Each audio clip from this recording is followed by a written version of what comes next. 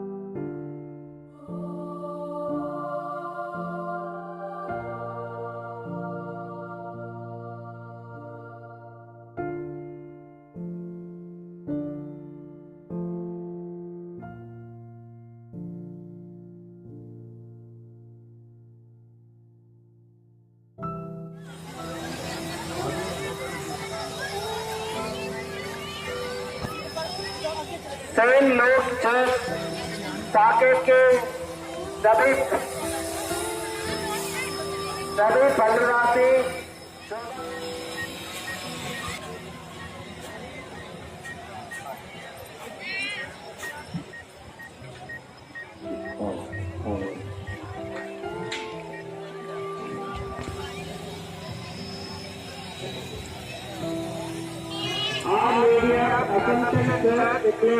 शोभा यात्रा में शामिल होने के लिए जल्दी चर्च के सामने आए।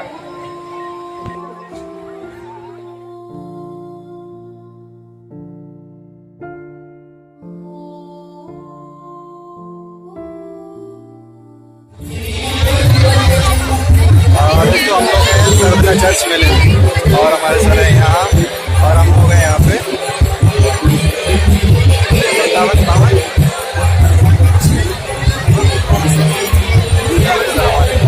और दिखाता हूँ थोड़ा बहुत बड़ी मेला है। चलो मिलते हैं अगली वीडियो में।